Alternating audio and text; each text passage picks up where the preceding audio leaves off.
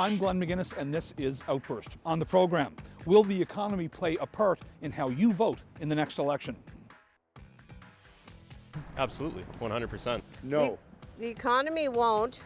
Again, our government has spent us into the poorhouse. That would definitely impact the way people are voting. But first, even though the U.S. presidential elections are roughly 9 months away, some Canadians may be bracing for or even embracing the possibility of Donald Trump being president for another 4 years. During Trump's first go-around, Canada had a rough ride, one example being the heavy steel and aluminum tariffs imposed on our nation soon after he took office. But some Canadians welcome another Trump administration and feel he will help boost the economies of both our countries.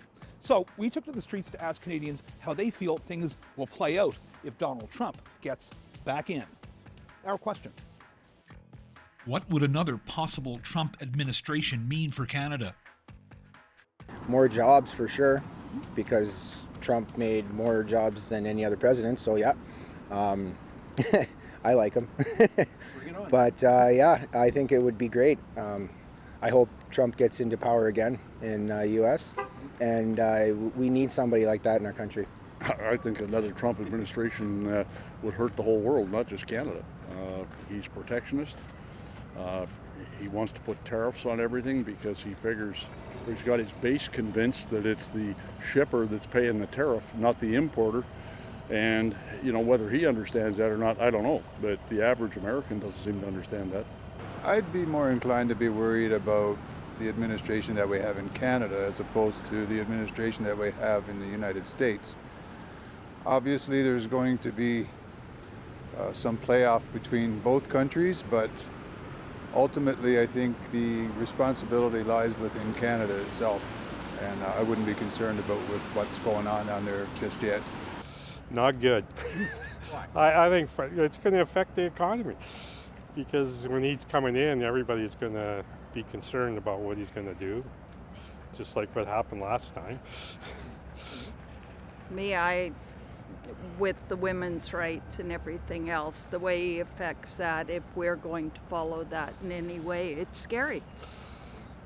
Yeah, well, you see Europe and get prepared if he does come in, and even Canada's getting prepared. They're going to have an action plan, I guess, or something like that. There'd be probably people would stand up for their rights and their freedom. He's going to push, but we have laws for a reason. I think America, Canada needs strong leadership, so I don't have a problem with it. And I'm just going to say one thing. I don't love Biden, I don't love Trump, but I will tell you, you go back as far as you want in almost any part of the world. Name somebody that actually said, I'm going to do this, this, this, and this, and against all odds did it. He did it whether you liked it or not. So I give him credit for that. I think Canadians make too big a deal out of Trump. You know what? I don't even know why we even look south. Canadians, we have a different mindset, and I think we should keep our mindset and not be so worried about what happens with Trump. I don't know. He's in my mind, he's not going to make a big difference. We're the Trump administration and the U.S. government. It doesn't have a big bearing on who the president is, I feel, and they have a wonderful system down there that will be resilient to even whoever the leader is. I think it means really good things. I think it'd be a boon for the economy. I think all the manufacturing that'd be taken back into the States would help Canada as well. I think it'd be a great thing for the economy of the United States and, you know, by proxy Canada. So I think it'd be a good thing, especially for materials manufacturing, things like that. I think if Trump or the Republican Party in the States wins the election, there's probably going to be a more business side impact to the Canadian federal policies. So I think that we'll see increased business and transactions going both ways. So. Well, I don't really know. I think, Trump pushes the Make America Great thing again. He's very protectionist in the way he does business. And again, being an irrelevant country, I think Trump looks at Canada like we're easy meat. It'll be painful because the last time around, Trump basically shut down our aerospace industry. Bombardier lost all those contracts. They had to sell all that aspect to Airbus because Boeing said that we were dumping aircraft and Delta's just trying to buy a good aircraft at a good price. And so it really did a lot of damage to Canadian industry as a whole. I don't think it's ever good to have risk and uncertainty and control of our largest trading partner. It's terrible. I think it's actually pretty scary that he's even in the running still after everything that we've seen and the insurrection in the States. So I don't think it would be a good thing at all. I think it would mean that our news TV would be a lot more interesting from the day-to-day standpoint.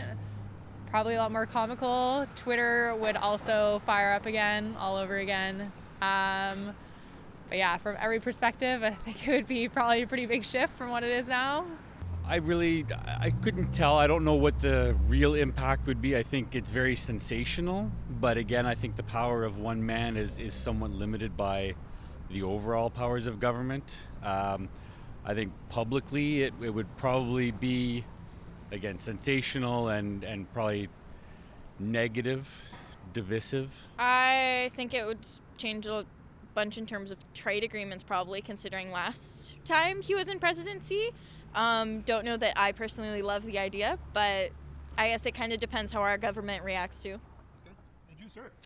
It's definitely going to hurt Canada-U.S. relations because Donald Trump has a fetish of being the most powerful person in the world and doesn't like it when anybody else with power is in the same room with them. So I definitely think it would affect Canada-U.S. relations. As a citizen of Canada, would it affect me personally? No. We'll be having a federal election in this country by October 2025 at the very latest, if not sooner. And when Canadians go to vote, many will have our economic stability on their minds as we continue to navigate through high interest rates, high inflation, and higher prices. We sent our cameras out to ask Canadians if our nation's finances will weigh in when they visit the ballot box. Our question: will the economy play a part in how you vote in the next election? Oh, absolutely. Absolutely. We need to see our economy get better and stronger, and as some people have said, I'm a business owner, I'm a woman, I'm a minority as an Asian, and I think that, we need to really pay attention to all those things with regards to small businesses before larger businesses take over. Absolutely. We need jobs. We need good jobs. And those are the things that pay for all the social programs and all the wants and needs we have in our community. I think the policies that the next party puts into place in Canada it makes a big difference in the economy going forward.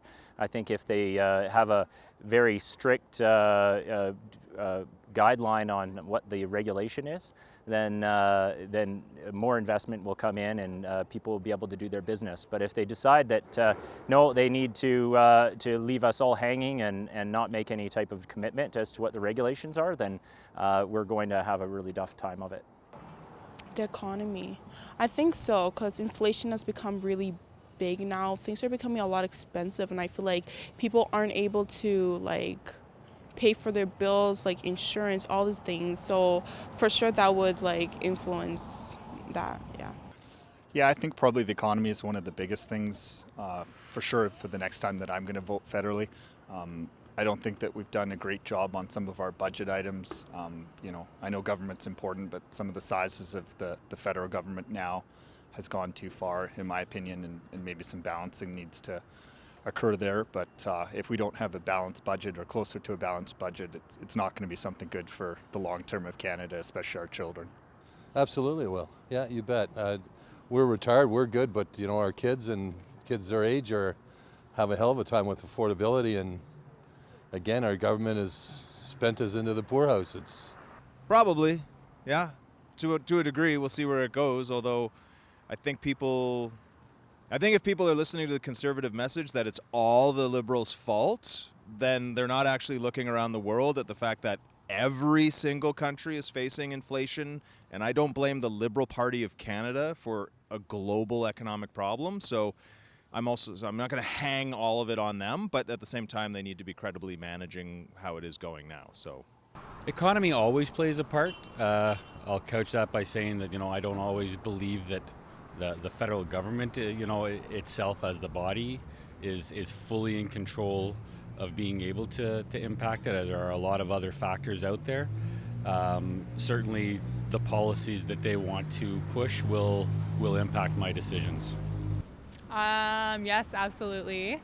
I think for anyone, there's just a lot of different shifts going on in the economy, and I think overall that really affects our quality of life. So that would definitely impact the way people are voting.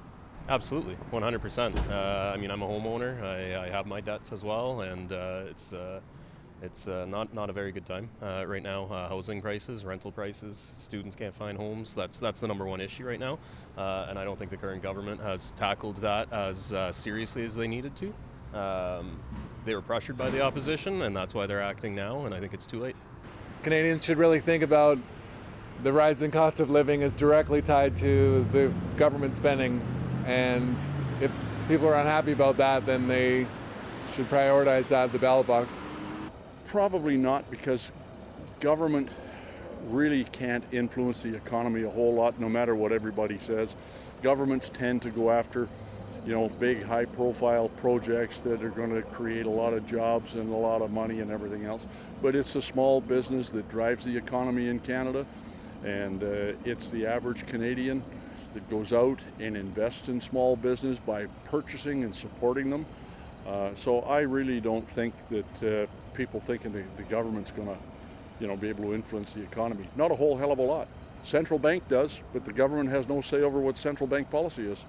It affects every aspect of life, even down to street life. We have so many more homeless, so many more people who are on the streets due to mental health issues, due to addictions, and I don't think we're taking the right approach. I think we need to turn the economy around, and right now the only hope that it appears to be for Canada is the political policies of the Conservative Party.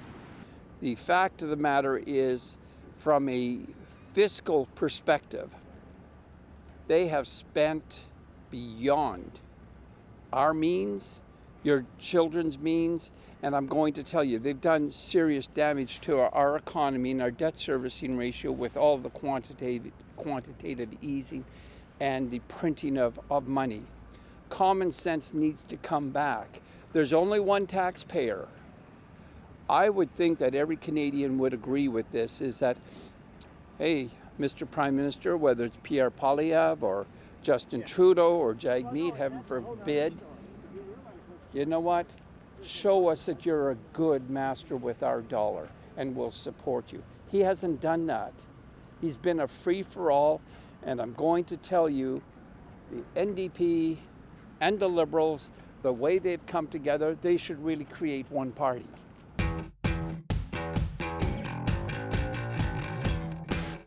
Who was the first black woman elected to a provincial legislature in Canada? Was it Rosemary Brown, Jean Augustine, or Audrey Gordon? Brown, Augustine, or Gordon? Brown. I think Gordon. Say Gordon. Augustine. I'll say Gordon. Brown, Augustine, Gordon. Augustine. I say Brown. I would say Augustine, but I'm not sure about it. Brown, Augustine, or Gordon? Augustine. Brown, Augustine, or Gordon? Brown. Brown? You're correct. Nice. Good for you. All right. In August 1972, Rosemary Brown made history when she became the first black woman elected to a provincial legislature in Canada, representing the British Columbia provincial riding of Vancouver-Burrard. Brown became a trailblazer in Canadian politics.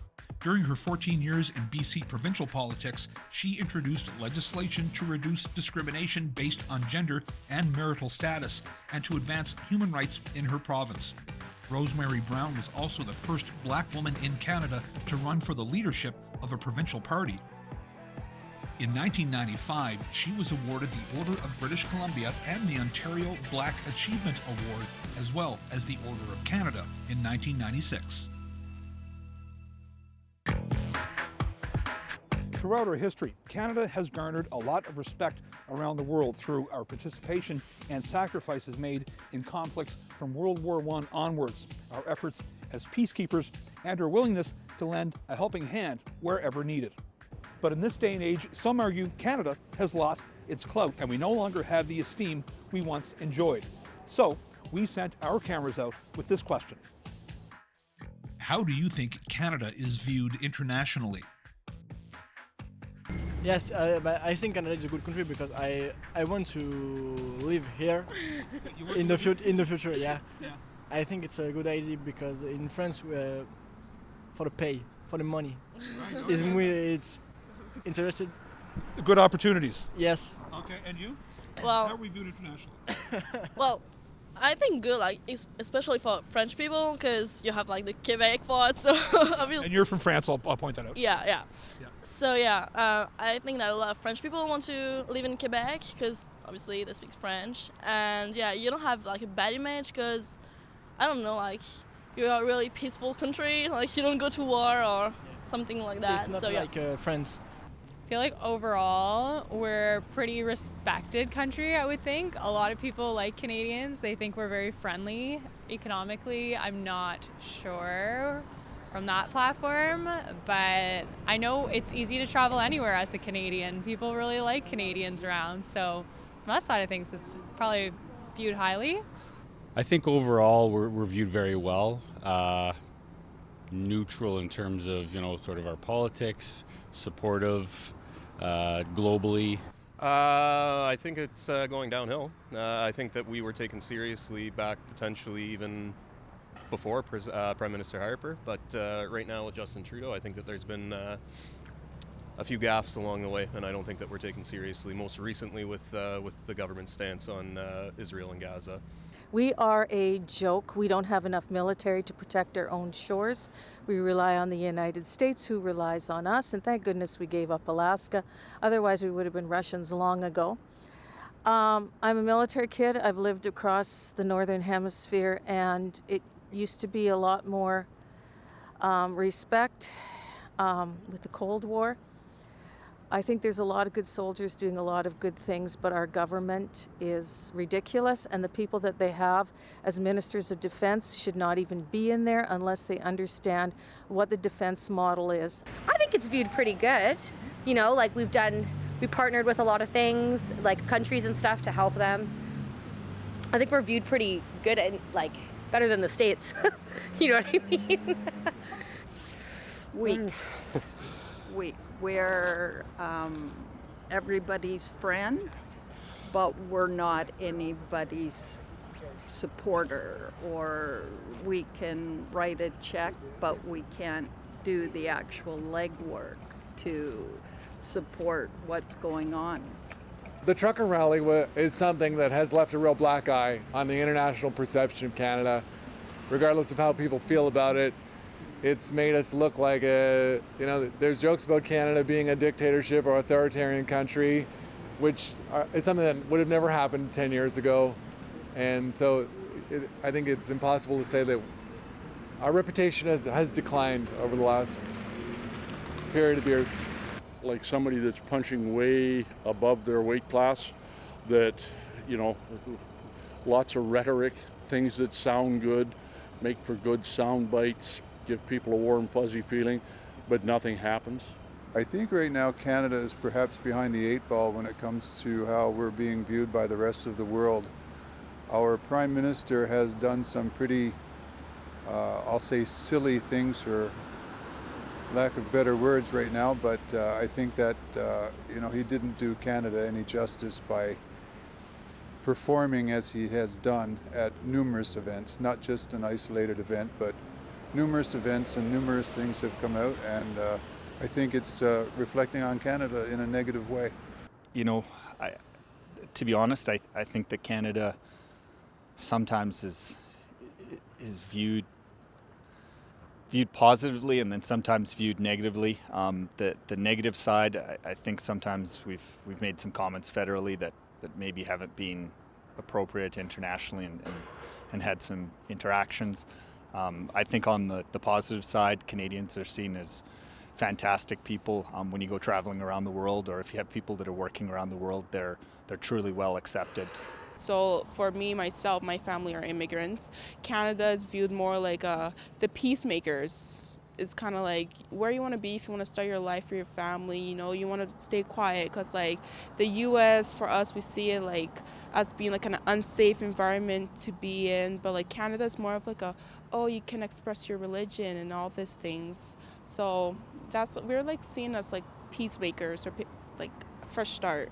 Well, actually, I really don't think it's viewed well. I think that they see us as being very weak in our international views, that we're kind of the soft, pudgy little brother of America, you know? And so I just don't think that it's viewed very strongly.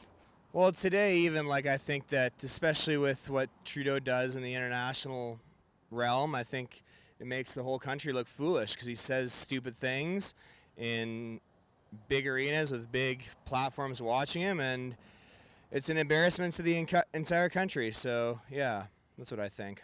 I think we're viewed very well. Yes, yeah, that's my perception. But of course, I'm biased as a Canadian. I think that the Canadian government has done a wonderful job of making us a wonderful part of the community and the global community.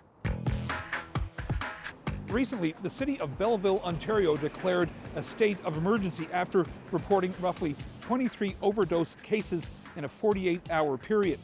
This is indicative of the opioid problem this country is facing after more than 40,000 Canadians died from overdose deaths between January 2016 and June of 2023, and those numbers are still climbing.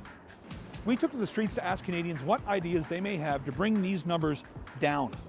Our question: what needs to be done to reduce the number of drug overdose deaths in Canada? I have never thought that safe injection sites work. They don't.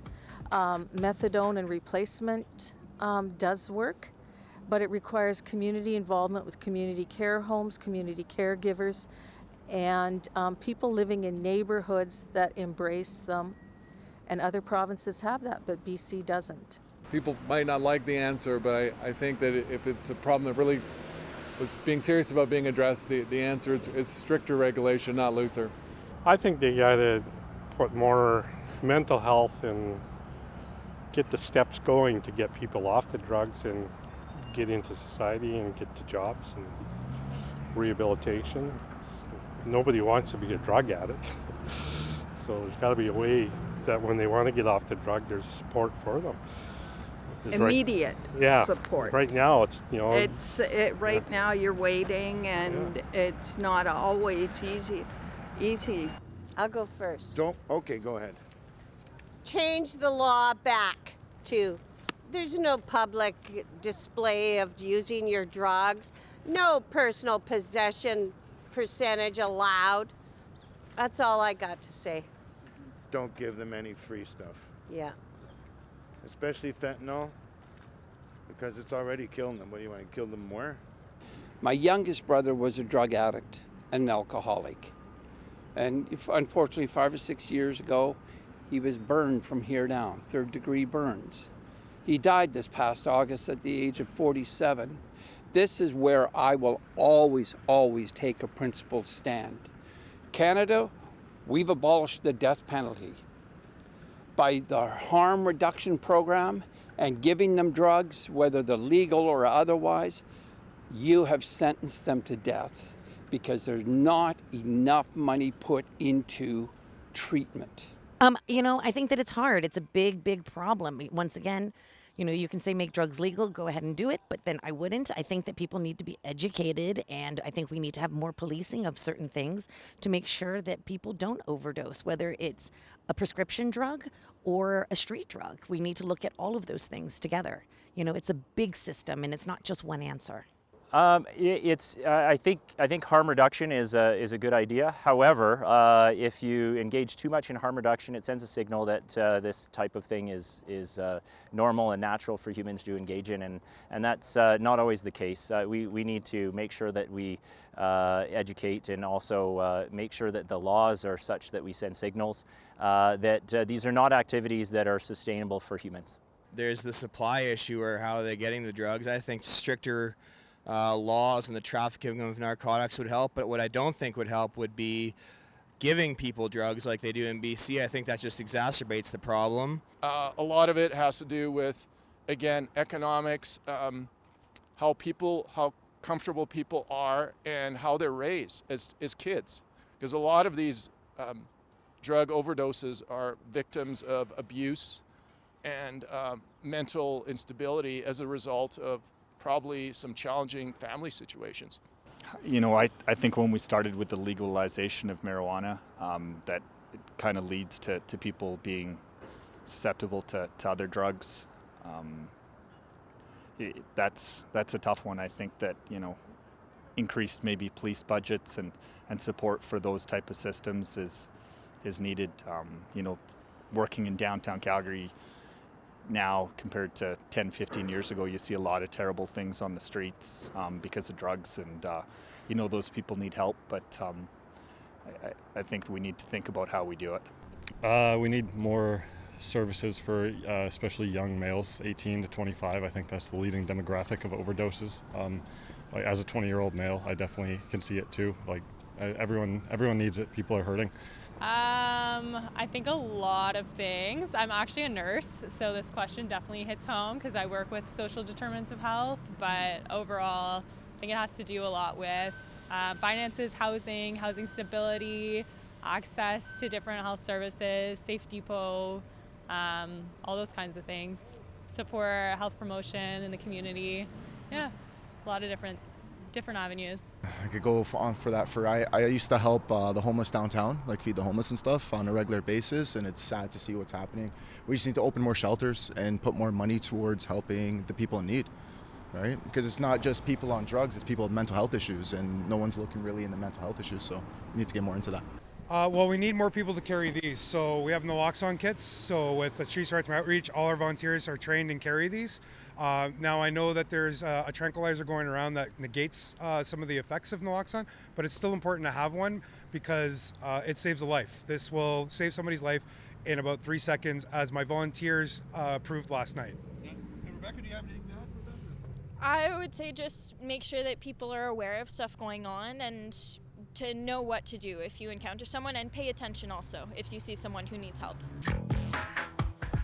Thanks for watching this episode of Outburst on CPAC. If you have any comments about this show or any other show, you can find us on social media. You can also find us on our website at www.cpac.ca.